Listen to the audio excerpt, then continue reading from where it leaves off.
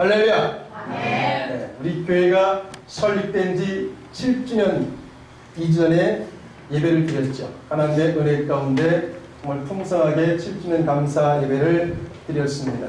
이제 그럼 우리 교회가 몇 살 된 거예요? 몇 살이요? 7살. 그렇죠. 7살 됐어요. 이제 어린아이가 아닙니다. 네. 당당하게 초등학교 입학할 수 있는 나이 7살. 우리 서울 요즘 빨리 가요. 7살 된 우리 교회. 이제 우리 서울교회 앞에 붙는 수식어를 좀 제거하는 시간이 됐으면 좋겠어요. 그동안 우리 교회를 물어보면 아직은 좀 미자립된 교회입니다 라고 얘기해요. 아직 저부터 그랬어요. 목사님들 만나서 교회 어때요? 아직 좀 미자립이에요 라는 말을 해요. 또 개척교회라는 말을 앞에다가 우리가 쓸 때가 있었죠. 근데 오늘 이 시간부로 우리 이제 개척교회라든지 이 미자립교회라든지 단어를 없애버리길 원합니다. 왜냐하면 이제 우리는 7주년 된 성숙한 교회예요. 물론 아직 부족한 것이 정말 많아요. 하지만 우린 아무것도 부족한 것이 없습니다. 믿으십니까? 네. 그래서 밥을 안 준 적 있어요? 우리가 야외 안 간 적 있어요? 그 어느 교회보다도 소풍도 자주 가고 야외도 가고 잘 먹습니다. 영적으로 그렇고. 무엇보다도 중요한 건 뭐냐면 우리 교회는 항상 하나님과 함께하고 있다는 것입니다. 아멘. 또한 하나님의 은혜가 항상 넘친다는 그 사실. 그리고 중요한 게 뭐예요? 성도 간에 서로 사랑한다는 것. 열정이 있다는 것. 패기가 있다는 것. 담대함이 있다는 것. 소망이 있다는 것. 그 소망이 얼마나 많습니까? 흘러 넘치지 않습니까? 그래서 우리 교회는 이제 미자립교회도 아니고 개척교회도 아니고 뭔가 부족한 교회도 아니 넘치는 교회인 줄 믿습니다. 따라서 이제 받기보다는 베푸는 교회로 나아가길 원합니다. 교회가 달라지면 성도들도 달라져요. 교회는 진짜로 앞으로 소망을 품고 나가는데 성도들이 뒤에서 달라지지 않는 모습으로 살아간다면 거짓 근성을 품고 살아간다면 안 돼요. 교회가 달라지면 성도도 달라져야 됩니다. 물론 우리 서울교회 성도들 정말 예쁘게 신앙생활 잘해요. 멀리서 혼자서 어린 나이에 교회 예배를 사모하고 달려오는 친구들도 있고 예배 못 오는 것에 대해서 막 일 때문에 못 오는 것에 대해서 안절부절하면서 갈망하는 친구들도 있고 세상 속에서 노는 것보다는 교회 와서 있는 시간을 각계에서 평일에도 달려와서 교회에서 찬양 들으면서 예배하는 그런 모습들 정말 예쁘게 신앙생활 그 어느 교회보다도 잘하고 있는 것이 우리 교회 성도들입니다. 하지만 하나님은 그런 성도들을 너무나 사랑하시기 때문에 더 큰 축복을 주고 싶은 거예요. 거기서 멈추길 원하지 않아요. 교회가 달라졌기 때문에 변화받고 새롭게 나가는 성도들한테 더 많은 축복을 주고 싶어 하십니다. 믿으십니까? 아멘. 그래서 오늘 말씀을 주신 거예요. 지금도 충분히 축복받기에 마땅한 신앙생활을 하고 있지만 좀 더 큰 축복을 주시기 위해서 오늘 갈라디아서 1장부터 10절까지의 말씀을 하나님께서 주셨어요. 주시면서 강력하게 3가지를 부탁하고 있습니다. 이 3가지만 더 잘 지켜라. 그럼 내가 너희에게 더 큰 축복을 주겠다라고 하나님께서 말씀하고 있습니다. 이 3가지. 첫 번째가 도전을 주는 성도가 되라는 것입니다. 부탁하는 것이 아닙니다. 명령하는 것입니다. 왜? 축복을 주고 싶으니까. 더 큰 복을 주고 싶으니까 명령하는 것입니다. 도전을 주는 성도가 되라. 한번 따라합시다. 크게. 도전을 주는 성도가 되라. 도전을 주는 성도가 되라. 도전을 주는 성도가 되라. 자, 1절 말씀 보겠습니다. 한번 여러분이 읽어보세요. 시작. 그딴 식으로 읽어갖고 어떻게 도전을 주는 성도들이겠습니다. 다시 시작. 온유한 심으로 그러한 자를 받았고 너 자신을 살펴봐. 너도 시험을 받을까? 아멘. 우리들이 가진 단점이 있어요. 아주 치명적인 단점. 그게 뭐냐면 충고하기를 좋아해요. 충고를 받는 것보다는 충고하기를 좋아해요. 어느 정도로 좋아하냐면 집요하게 합니다.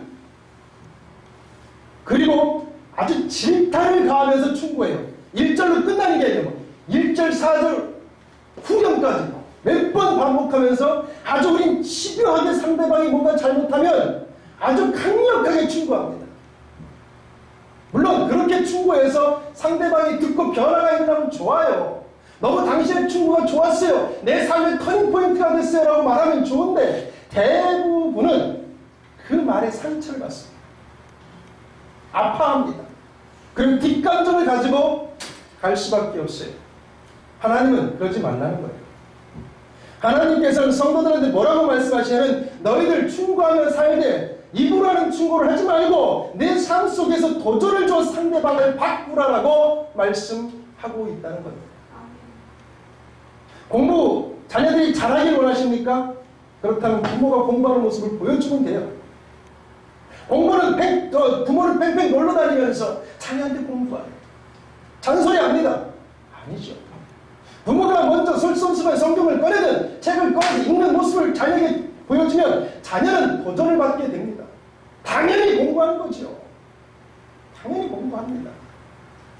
행복한 가정을 원하십니까? 그렇다면 부부가 서로 사랑하고 존중하면 되는 거예요. 부부가 서로 사랑하고 존중해보세요. 자녀들이 그걸 보고 배웁니다. 내가 저 행복한 가정을 깨우면 안 되지. 나도 잘해야지.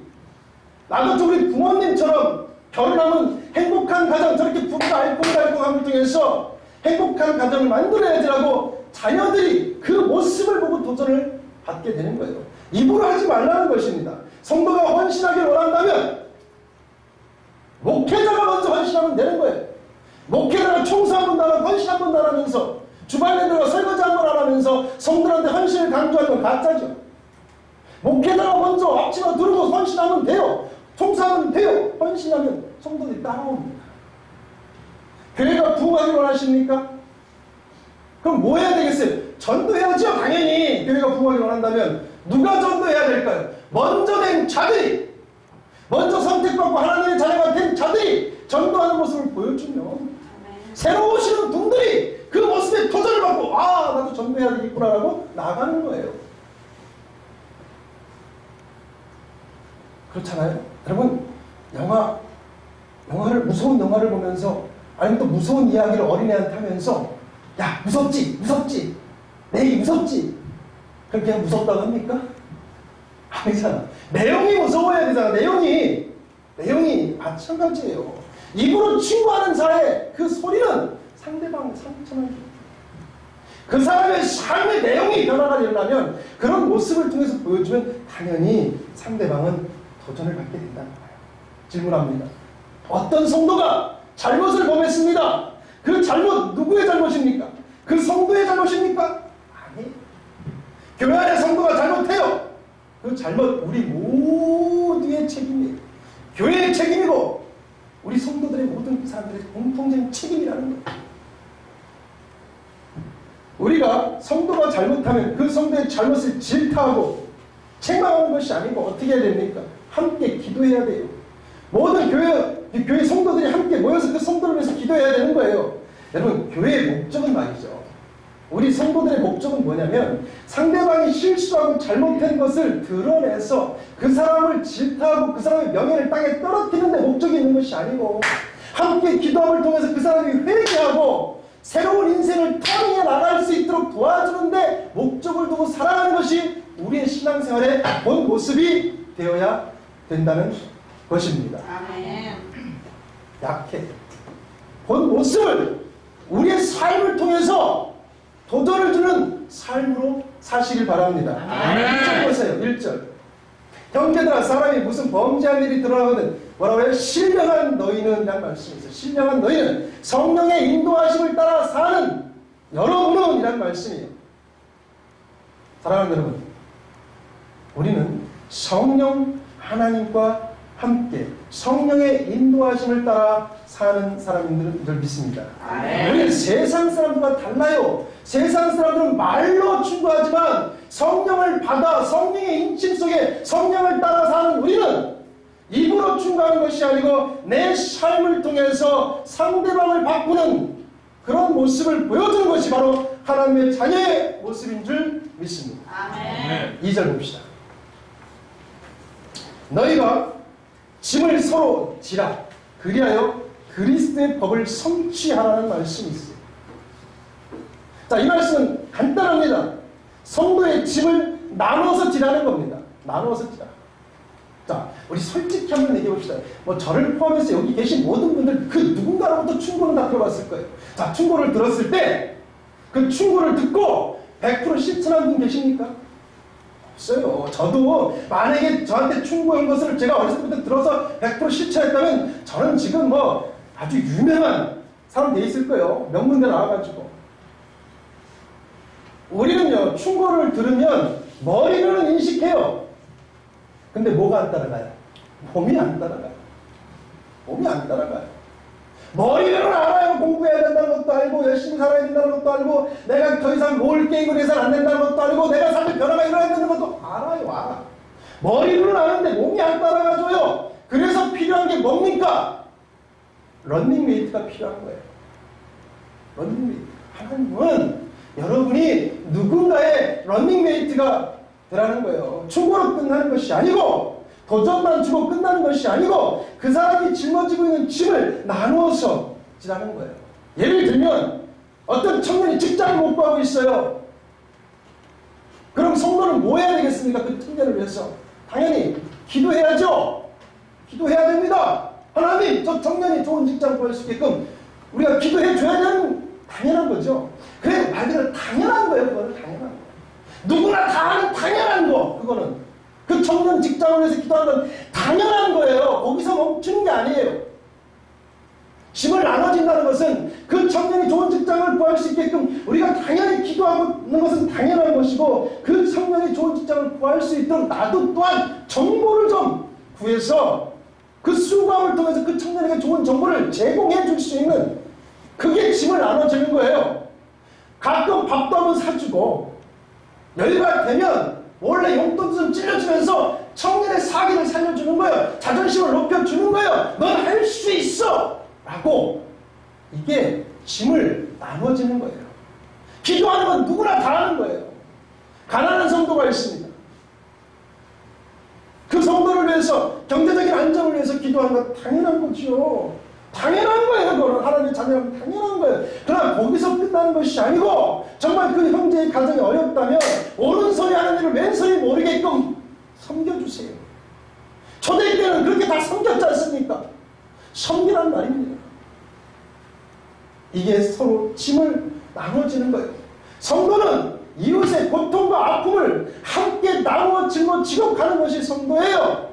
그러면 그렇게 도움받은, 그렇게 해서 도전을 받은 사람들이 결단할 거 아닙니까? 나도 예수님 열심히 믿어서 저 성도처럼, 저분처럼 나도 누군가에게 도전을 주는 삶을 살아야 되겠다라고 결단하게 되는 줄 믿습니다. 그런 성도들이 되라고 하나님께서 오늘 여러분에게 말씀하고 있습니다. 우리가 가정 안에 가면 많은 가전제품들이 있죠. 뭐 TV도 있고 냉장고도 있고 뭐 오디오도 있고 뭐 많습니다. 여러분은 집안에 있는 가전제품들 가운데 어떤 것을 가장 소중하게 생각하십니까? 전 개인적으로 청소기예요. 우리 집에서 저거 제일 친한 게 청소기입니다. 자주 만나요. 집안에 손님이 온다고 한번 해봅시다. 누가 가장 고생합니까? 청소기예요. 청소기가 제일 고생이죠. 손님 온다는 소리 듣자마자 윙 하고 다니면서 집 구석구석 치웁니다. 테레비가 청소합니까? 테레비가 수고합니까? 걔들은 지장에서 뽐내고만 있어요. 냉장고가 손님 온다고 뭔가 분석이 문제 아니에요. 오디오가 그럽니까? 아니에요. 신났다고 음악만 들고 있어요. 지들은 제자리에서 가만히 뽐내고 있어요. 고생하는 건 청소기예요. 그리고 손님 오면 어떡합니까? 창고에 확 쳐박아버리죠. 쳐박아요. 그러면 그 속에서 다 들어요. 뭐 손님들이 와서 뭔 얘기하는지 뭘 먹는지 다 들어요. 그럼 손님들 얘기하잖아요. 아우 이 테레비 좋다. 몇 인치니 얼마 주고 샀니? 아우 냉장고 새로 샀네. 실질적으로 손님을 위해서 고생하고 수고한 건 뭡니까? 청소기예요. 그런데 칭찬과 수고는 다 누가 가져갑니까? 엉뚱한 가전제품들이 가져가요. 그렇다고 청소기가 문지 확 열고 나와서 야! 내가 고생했어! 수고는 내가 다 했어! 라고 청소기가 말합니까? 안 해요. 그냥 창고에 처박혀 있어요. 그러다 손님들 가면 어떻게 해요? 청소기가 또 나와요. 또 나와서 흘리는 거 다 치워요. 구석구석 다 치워 다녀요. 청소기가 쉬지 않고 이래요. 하나님께서 여러분에게 두 번째로 주시는 말씀은 뭐냐면 청소기와 같은 성도가 되라는 거예요. 청소기와 같은 성도. 4절 말씀 한번 읽어보세요. 시작. 각각 자기의 일을 살피라. 그리하면 자랑할 것이 자기에게는 있어도 나에게는 있지 아니하니. 그렇죠. 청소기는 말이죠. 손님을 위해서 자신이 얼마나 수고했는지 본인은 알고 있어요. 그렇죠? 본인은 알아요. 근데 그것을 다른 사람들한테 자랑합니까? 안 해요. 주인한테도 생색 안 내요. 손님들한테 생색 안 내요. 누가 알아주든 안 알아주든 청소기는 묵묵히 자신의 일을 할 뿐이에요. 자기 자리를 지키는 것 뿐이에요. 참된 성도는 그런 거예요. 교회든 직장이든 어떤 공동체든 그 안에서 청소기와 같은 삶을 살라는 거예요. 쉽지 않지요. 그렇게 사는 거. 수고와 헌신은 내가 다 했는데 엉뚱한 사람이 공로를 차지합니다. 쉽지 않지요. 막 속이 억울하죠. 내가 고생 다 했는데 저 사람이 공로 차지하고 칭찬받으면 그렇잖아요. 교회 안에서 헌신 내가 다 했는데 뺀질뺀질 놀던 사람이 목사님 와가지고 아이고 집사님 수고하셨네요 하면 나는 내가 수고 다 했는데 속에서 막 흠치요. 충성은 내가 열심히 하고 있는데 더워도 막 안대 쓰면서 열심히 하고 있는데 누구 나오지도 않고 그런데 공로를 다 차지해. 그러면 막 화가 나요. 이게 인간이잖아. 인간. 어쩔 수 없어. 인간은 어쩔 수 없어요. 그래서 신앙생활에 절대적으로 필요한 은사가 뭐냐면 온유의 은사예요. 온유의 은사. 그래서 온유의 은사 그래서 온유의 은사가 성령의 열매로 나오는 거예요. 온유의 은사 받으면 내가 신앙생활 하다고 막 그냥 끌어. 5장이 뒤틀린 경우가 많아. 왜? 아무것도 안 하는 사람들이 칭찬받아. 또 가만히 보면 말이죠. 교회에 그렇게 특별히 헌신하거나 충성하거나 신앙생활 똑바로 안 하는데도 막 삶 속에 축복받는 사람들 있어. 하나님은 막 그 사람한테 축복을 줘. 응답받았다고 막 그러고. 그런 거 난 뭐지라는 회의가 될 때가 있어요. 그때 필요한 게 무슨 은사? 온유의 은사가 필요하다는 거예요. 제가 직장 생활할 때 회사에 취직을 했는데 직장 능력이 있으니까 영업을 잘했어요. 제가 영업에 기재했지 않습니까? 그래서 과장으로 스카우트에 갔어요. 영업과장. 그래서 갔는데 제 바로 밑에 직원 하나가 얘가 아주 두 가지 은사가 있어. 하나는 엄청나게 뺀질거려. 걔만큼 못 따라가. 뺀질의 대가야. 내가 나이도 많고 직급도 높은데 아주 뺀질의 대가야. 두 번째 은사가 뭐냐면 땀이 무지하게 많아. 조금만 움직여도 막 땀이 비어도 써지는 거야. 한 번은 창고가 사장이 창고 정리를 하라고 해가지고 나가서 창고 정리, 그날따라 둘밖에 없는 거예요. 창고 정리했는데. 그래서 내려가서 막 창고 정리를 하는 거예요. 근데 얘는 더우니까, 과장님 좀 천천히 하자, 쉬었다 하자. 나는 제 성격을 알지만 일을 놔두고는 가만히 있는 성격이 아니잖아요. 야, 하자. 그래가지고 원상 박스니까 20kg, 25kg 정도 되는 건데 막 정리하는 거예요. 얘는 여전히 뺀질거려요. 담배만, 줄담배만 피고 앉아있고 뺀질. 형 음료수 먹고 싶잖아요. 과장님 음료수 아주 뺀질이야. 근데 그럴 수는 없어. 사장 천원. 정말 제가 다 했어요. 그러다가 박스가 한 2개 남았어요. 2개. 그러니까 얘가 뭐라면 저도 이제 음료수 하나 먹고 하라는 거고 저도 이제 2개밖에 안 남았으니까 좀 쉬었다 하려고 그랬어요. 그 음료수 먹었더니 걔가 먼저 먹은 거예요. 그러니 이건 제가 할게는 박스 2개를 올리는데 차장차가 싹 들어오고. 그러더니 사장이 차에서 내리더니 고생들 합니다 하고 딱 왔는데 나는 앉아있으니까 땀이 식었고 땀이 안 났고 걔는 막 박스 하나 올리니까 땀이 비어서지니까 일을 누가 다 했다고 생각했지. 지금도 걔가 낫지. 나이도 걔가 어리지. 불려가서 무지하게 혼났어요. 무지하게 혼났어요. 이거 무섭게 혼났네. 자, 억울하죠? 그런데 중요한 말이에요. 하나님을 알겠어요. 아멘. 내가 29살에 그 회사 인수했잖아. 그래서 인수했고 있어, 내가. 29살. 입사 1년 반 만에 인수했고 있어. 하나님을 알고 계시다. 요란하지 않고, 뽐내지 않고, 구석구석 지저분한 것, 더러운 것을 치우는 청소기와 같은 성도들이 누구누구인지 하나님은 알고 계신다는 거예요. 알고 계시기 때문에 그런 성도를 찾아서 축복을 주시는 줄 믿습니다. 그런 성도를 사랑하시는 거예요.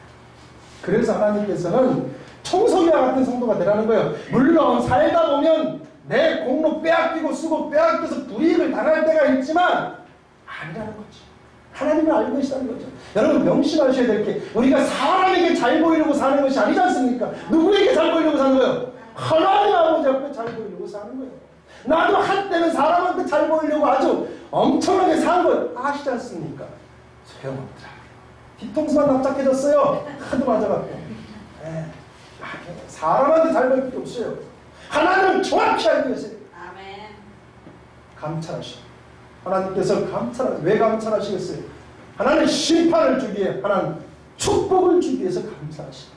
그 하나님께서 여러분에게 말씀하십니다. 총석이와 같은 성도들이 되라. 아멘. 아멘. 세 번째로 정직한 성도가 되랍니다. 이걸 좀 구체적으로 말씀드리면 최선을 다하는, 정직한 마음을 가지고 최선을 다하는 성도가 되라는 거죠. 자, 굉장히 어려운 질문을 하나 하겠습니다. 양심에서 손 놓고 솔직하게 답변해 주세요. 하나님은 알고 계시니까. 자, 우리가 하나님 앞에 나와서 기도하지 않습니까? 자, 기도할 때 어떤 기도를 제일 많이 하십니까? 첫 번째, 하나님 내 영혼을 구원해 주시옵소서. 두 번째, 하나님 이 땅에서 나에게 축복을 좀 주시옵소서. 어떤 기도를 많이 하십니까? 답변을 안 해.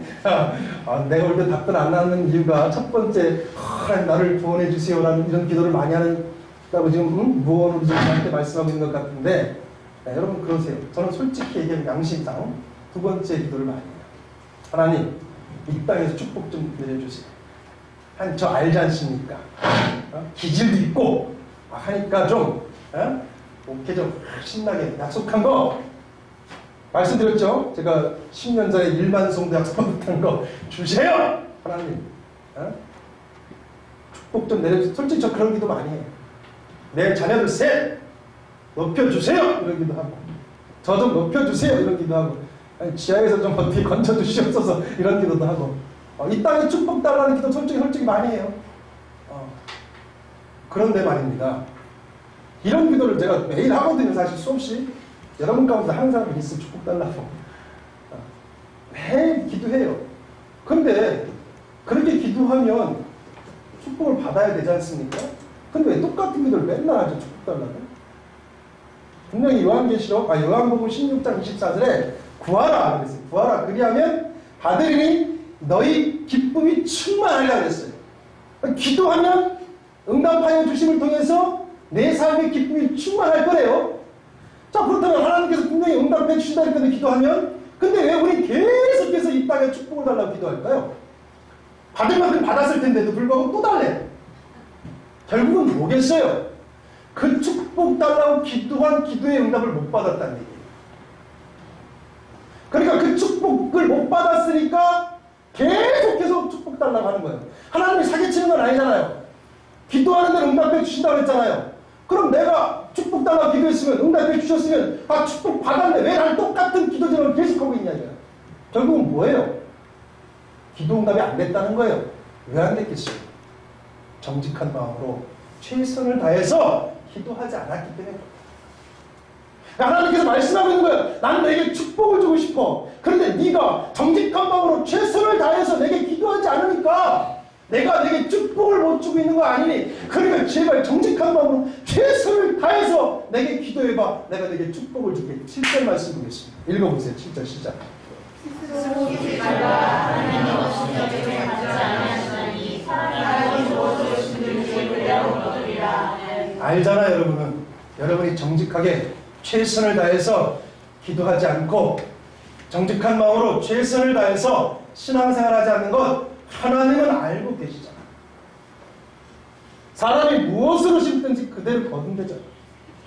심은 대로 거둔대잖아. 농부가 수확의 기쁨을 맛보기 위해서 뭘 해야 돼요? 심어야 돼. 뿌려야 돼, 씨앗을. 그러면 하나님께서 이른 비 늦은 비 적당한 햇빛을 주어 열매를 얻게 하시는 거예요. 근데 하나님께서 이른 비 늦은 비 내려갖고 햇빛을 주어 수확의 기쁨을 주고 싶은데 심은 게 없어. 뿌린 게 없어. 듬성듬성 심었어. 어떻게 그래가지고 풍년을 기약할 수 있겠습니까? 똑바로 심지 않았으니까, 힘들다고 춥다고 농부가 덥다고 힘들다고 대충 심으니까 수확이 없는 거예요. 신앙생활 대충 하니까 축복이 없는 거야. 하나님이 사기꾼 아니잖아. 주시겠다면 주시는 분이잖아요. 그런데 여러분이 축복받길 간절히 바라고 기도를 하면서 대충 신앙을 하는 거예요. 대충. 하나님은요, 아세요. 여러분의 형편을, 상황을, 여러분의 믿음의 온도가 몇 도인지도 다 알아. 다 알아. 축복받을 만한 환경과 상황 속에 있으면서도 최선을 다해 정직하게 신앙생활을 하지 않으면 축복 안 주는 거예요. 하나님은 여러분의 형편을 잘 아셔요. 그렇기 때문에 헌금을 강요하지도 않는 거야. 헌신을 강요하지도 않는 거야. 충성을 강요하지도 않고 여러분한테 순결하는 안 해. 왜? 여러분의 믿음의 온도가 몇 도인지 다 아는데. 하나님께서 강요하시겠습니까? 안 해요. 내가 하나님 헌금하고 싶은데 헌금을 못 드려. 알아요. 하나님은 제가 지금 헌금을 드릴 수 없는 상황이고 형편이고 헌금을 드릴 만한 믿음이 없다는 거 알아요. 그런 하나님께서 너 헌금 안 내? 그렇다고 그 사람을 심판하거나 저주하거나 그러지 않아요. 아세요. 그럼 기다려주세요. 그 사람의 환경, 상황이 바뀌고 그 사람의 마음이 감동되어서 진심으로 헌금하기를 기다려주시지. 그거 질타는 분이 하나님이 아니란 말이에요. 헌신하지 않는 것도 뭐라고 안 해요. 충성하지 않는 것도 뭐라고 안 해요. 하나님은 기다려주세요. 그 사람이 할 수 있는 상황이 될 때까지, 환경이 될 때까지. 그런데 그런 환경과 상황이 됐는데도 불구하고 안 한다. 그건 문제가 되는 거예요. 하나님께서 여러분에게 요구하는 단 하나예요. 정직한 마음으로 최선을 다하라는 거예요. 그만큼 맞춰서 그 지금 믿음의 온도가 10도면 10도에 맞춰서 최선을 다해서 신앙생활을 하는 거예요. 50도면 50도에 맞는 모습으로 최선을 다해서 신앙생활을 하라는 거예요. 그러면 내가 믿음도 자라게 하고 축복도 주고 은사도 주시겠다고 살아계신 하나님께서 말씀하시는 줄 믿습니다. 아멘. 여러분 잘 알죠? 노아가 만든 게 뭐예요? 방주. 하나님 만들라고 그랬어. 방주. 사이즈도 가르쳐주고 어떤 나무로 어떻게 만들면 다 가르쳐주셨어. 그래서 노아가 뚝딱뚝딱 방주를 만들었어. 그랬더니 하나님이 이제 때가 됐다 라고 해서 노아를 방주 속에 집어넣어. 그러면 노아가 완제품으로 방주를 만들었을까요? 하나님이 지시한 대로 완제품, 퍼펙트하게 완성품으로 방주를 만들었을 것 같습니까? 아니에요. 절대로 인간은 완전한 존재가 아니기 때문에 그 노아의 방주 하나님께서 만들라고 한 거 완벽하게 만들 수 없었어요. 그러나 노아는 정직한 마음으로 최선을 다했어요. 하나님은 그걸 알아요. 알기 때문에 부족한 부분을 하나님의 은혜로 덮어주신 거예요. 그리고 들어가라고 놓고 구원해 주신 줄 믿습니다. 아멘. 그게 하나님 아버지의 마음이 최선을 다해서 정직하게 살라는 거예요. 사도행전에 보면 초대교회가 나옵니다. 요셉이라는 사람이 하나님 은혜 가운데 감동이 되어서 땅을 팔아서 교회에다 헌금해서 가난한 성도들을 구제합니다.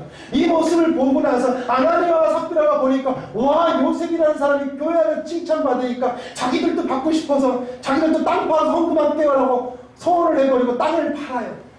그리고 돈을 받으니 견물생신 이렇게 많은 돈을 교회에다가 바친다고 아깝습니다. 그래서 뚝 반 떼어서 숨겨놓고 반만 교회에다 헌금했어요. 사도 베드로가 묻습니다. 이게 다니? 네, 다예요. 그 자리에서 죽었어요. 아나니아만 못했잖아요. 누가 드리라고 했어요? 누가 바치라고 했어요? 지가 세상의 축복을 받고 싶어서 사람들이 환심 얻고 싶어서 지가 땅 팔아서 팔아 약속한 거예요. 그리고 숨겨요. 하나님은 아나니아의 삽비라의 믿음을 알아요. 아시기 때문에 그렇게까지 큰 물질 바치길 원하지 않으셨어요. 그런데 지들이 바치고 싶어서 그런 거예요. 하나님 그걸 저주로 응답하시는 거예요. 하나님, 여러분의 믿음의 온도에 맞게끔 최선을 다해서 정직하게 신앙생활 하시기 바랍니다. 9절 말씀 결론으로 보겠습니다. 읽으세요. 시작. 우리가 선을 가게 역수하는 것이니 우리가 살면 뼈가 임해 오리라. 그렇습니다. 아까 무슨 은사가 필요하다고 했어요? 온유의 은사. 요 세 가지 하나님께서 축복 주시겠다고 약속한 이 세 가지 지켜내려면 힘들어요. 지쳐요. 어려워요. 그런데 뭐라고 하십니까? 포기하지 말래요. 낙심하지 말래요. 끝까지 견디래요. 그럼 내가 뭘 주겠다고요? 축복을 주겠다고 살아계신 하나님께서 약속하신다. 10절 말씀 보겠습니다. 시작. 그러므로 우리는 기회 있는 대로 모든 일에 선을 달라고 우리는 내 가정들에게 바랍니다. 아멘. 이 말씀의 포인트가 뭔지 아십니까? 사랑하는 사람한테 잘하래요. 사랑하는 사람한테. 고백하면 저는 가정에 소홀하지 못했어요. 그래서 세상 사람들한테 정말 잘했어요. 인기 짱이었어요. 아주 그냥. 세상에 나가면 막 아이고 아니컨 안 실장 안 사람 같은 아이고 세상에 인기 짱이었어요. 가정에 소홀하지 않았어요. 가정이 울어요. 사랑하는 사람들이 울어요. 그것이 상처로 나가요. 참 바보지요. 세상 사람들한테 인심 얻어봐야 아까 말씀드렸다시피 뒤통수만 쳐요. 내 가족은 배신 안 해요. 내가 세상 사람들한테 인기 없겠다고 명함 뿌리고 살았던 그 시간들이 참 어리석어요. 성경은 말씀하고 있어요. 더욱 믿음의 가정에게 잘해라. 사랑하는 사람한테 잘하는 거예요. 바깥에서 아무리 잘해봐도 소용없다는 거예요. 내 가정한테 잘하는, 내 가족한테 잘하라는 거예요. 내 가정과 내 가족한테 잘하면 세상 사람들한테도 인정을 받아요. 신앙생활도 마찬가지죠. 내 교회 성도들한테 잘하세요. 먼저 우리 교회 성도들한테 잘해야지. 우리 교회 성도들한테 제대로 못하는 사람들이 어떻게 세상에 나가서 전도하고 나 예수 믿어요 이런 소리 합니까? 그러니까 매스컴에 나오는 거야. 교회 안에서 우리 성도끼리 잘하세요. 아멘. 저부터가 그래요. 목사가 교회 안 지키고 바깥에 돌아다니는 그건 목사 아니야. 나가서 통통 잡고 다니고 그건 목사 아니야. 진정한 목사는 내 교회 지키는 거, 내 성도들 지키는 거, 내 성도들을 위해서 기도하는 거, 내 가정, 내 사랑하는 사람들을 지켜낼 때 그것이 바로 진정한 하나님 자녀의 모습인 것을 하나님께서 말씀하고 있습니다. 내 성도들에게 도전을 주는, 내 성도들에게 도전을 주는 그런 사람이 되라고 말씀하고 있는 것이고, 내 교회 안에서 청소기와 같은 사람이 되라고 하나님께서 오늘 말씀하시고, 하나님 앞에서 최선을 다하는 성도들이 되라고 오늘 하나님께서 여러분에게 말씀하시는 줄 믿습니다. 아멘. 생명의 근원 되시는 아버지 하나님 감사합니다. 오늘 살아계신 말씀을 통해서 우리의 심령을 울리고 우리를 결단케 하시는 아버지 하나님, 우리의 모든 것을 버리고 온전하신 아버지 하나님만을 찬양하며 두 손 들고 나갈 수 있는 선택받은 우리들이 되게 하여 주시옵소서. 인간의 본성을 뿌리째 뽑고 오직 주 예수 그리스도의 그 마음을 품고 나갈 수 있는 영적인 자녀들이 되게 하여 주시옵소서. 주권의 영광을 주님께 드리며 살아계신 우리 주 예수 그리스도 이름 받들어 기도드렸습니다. 아멘.